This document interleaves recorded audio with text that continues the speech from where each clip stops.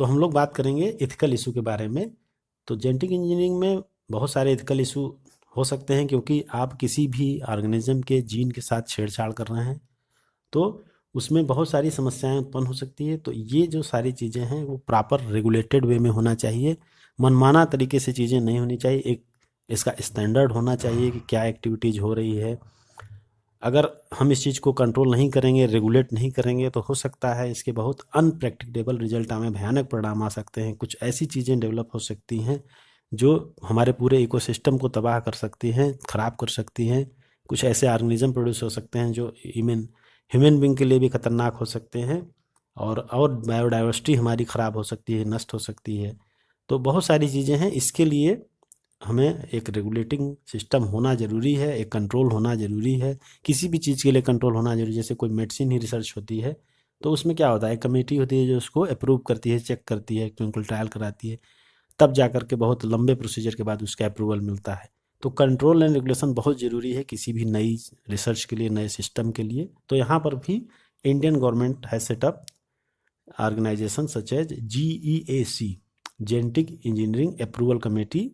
India government ने एक बनाया जिसमें कि ये डिसीजन लिया जाता है कि जो जेनेटिकली मॉडिफिकेशन GM रिसर्च जिसको आप बोलेंगे, उसकी कितनी वैलिडिटी है एंड सेफ्टी कितनी है। जो उसके वजह से ऑर्गेनिज्म प्रोड्यूस हो रहे हैं GM ऑर्गेनिज्म, वो कितने सेफ हैं, कितना पब्लिक के लिए यूजफुल हैं कि अनयूजफुल हैं, हार्मफुल हैं।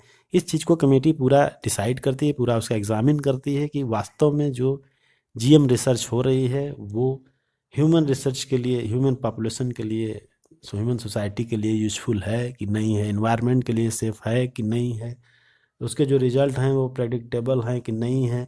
ये सारी चीज़ें वो कमेटी देखती है, समझती है कि हाँ, इस रिसर्च को करने से ह्यूमन बींग्स को, हमारे इकोसिस्टम को, हमारे इन्वायरमेंट को कोई नुकसान तो नहीं है। अगर नहीं है तो फिर उसको आगे नहीं बढ़ाया जाएगा। तो modification uses of living organism for public services such as food and medicine source has. तो इसकी वजह से, क्योंकि आगे ये जो जितने फील्ड हैं, फूड है, मेडिसिन है, और भी हम लोग बहुत सारी चीज़ें देखे थे कि जेनेटिक इंजीनियरिंग के थ्रू कर सकते हैं कि नहीं, तो इसकी वजह से बहुत सारी समस्याएं उत्पन्न होती हैं।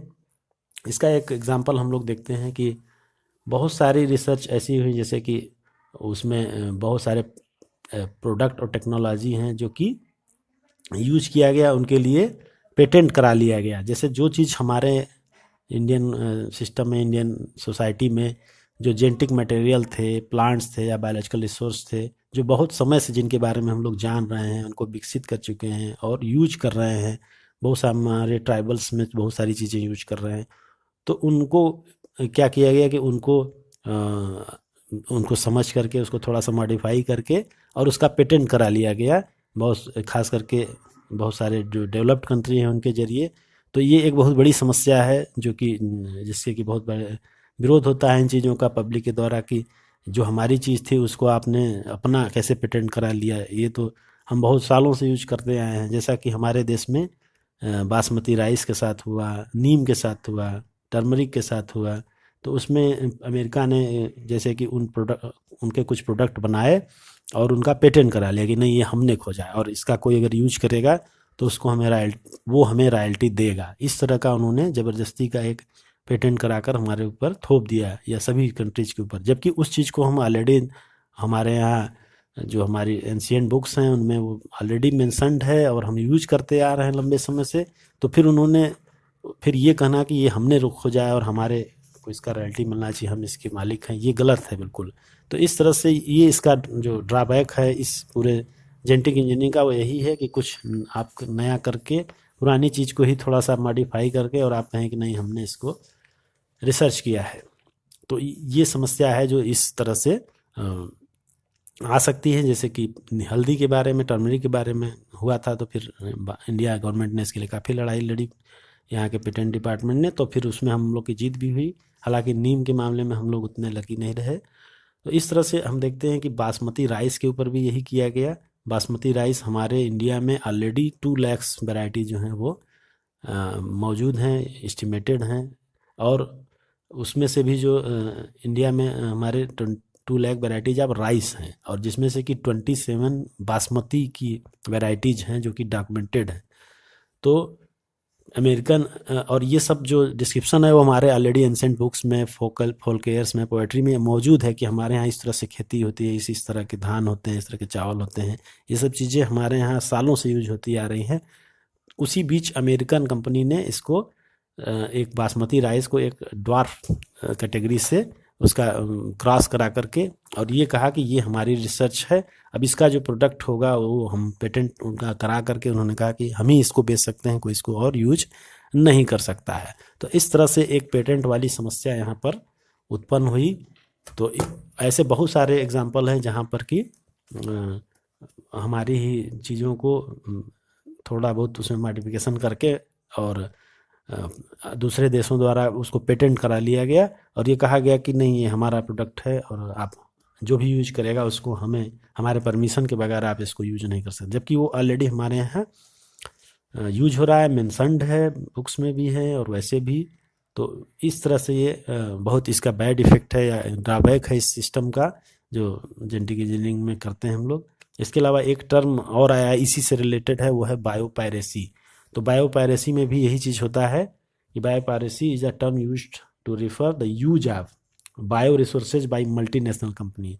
जो बायो रिसोर्सेज हमारे हैं उसका मल्टीनेशनल कंपनी के द्वारा और अदर ऑर्गेनाइजेशन के जरिए without proper authorisation from countries and people concern without compensatory payment. जो किसी देश की बायोडाइवर्सिटी है, जो वहाँ की अब उसकी खुद की वैरायटी है, उसको बिना उसके परमिशन के, बिना उसको प्रॉपर उसका कंपनसेटरी पेमेंट दिए वो यूज कर रहे हैं, उससे उसको मॉडिफाई करके अपना उस पर पेटेंट करा रहे हैं। ये बहुत खतरनाक चीज़ है, इसी को हम लोग बायोपायरेसी बोलते हैं। बायो और पायरेसी, पायरेसी का मतलब होता है नकल करना और बायो का मतलब लिविंग ऑर्गेनिज्म से है। तो हमारे ही बायो रिसोर्सेज को थोड़ा बहुत उसमें दिखाने के लिए कि हाँ हमने इसमें ये चेंज किया और उसको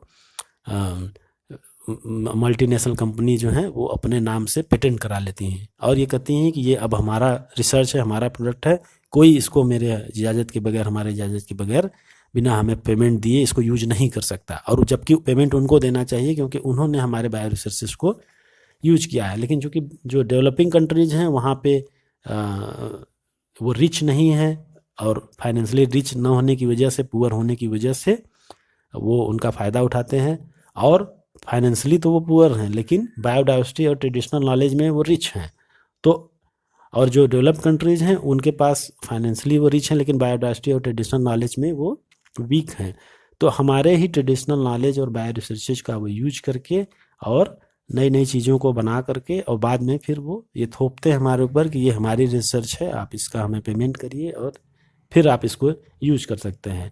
तो ये एक तरह का इनजस्टिस है, इनइक्विट ये, और उसके लिए वो प्रॉपर कंपनसेशन भी नहीं देते हैं। तो ये एक बहुत बड़ी समस्या है जो कि आज हो रही है। इंडियन पार्लियामेंट ने इसके लिए एक अमेंडमेंट बिल भी पास किया, इंडियन पेटेंट बिल के नाम से, जिसमें कि इस चीज़ को कंसीडर किया गया कि इस तरह से जो चीज़ें हो रही हैं इसको रोक लगाया जाए और किस तरह से रोक लगाया जाए इसके लिए एक प्रॉपर कानून भी बनाया गया। तो लॉज बनाए गए हैं उसके लिए। तो यही हमारा इथिकल इशू है बायोपायरेसी। हालांकि ये बहुत बड़ा मैटर है और इसके बारे में काफ़ी चीज़ें चर्चा की जाए, लेकिन यहाँ पे हम लोग शॉर्ट में डिस्कस कर रहे हैं कि जो भी हमारी बायोडाइवर्सिटी है, जो भी हमारे बायो रिसोर्सेज हैं, जो हमारा ट्रेडिशनल नॉलेज है, उसको किसी other company, other multinational company द्वारा उसका यूज ना कर पाएँ वो, और उसको हम कैसे बचा सकते हैं इस बारे में हमको ध्यान देना होगा, हमारी गवर्नमेंट को, और हमें भी ध्यान देना होगा।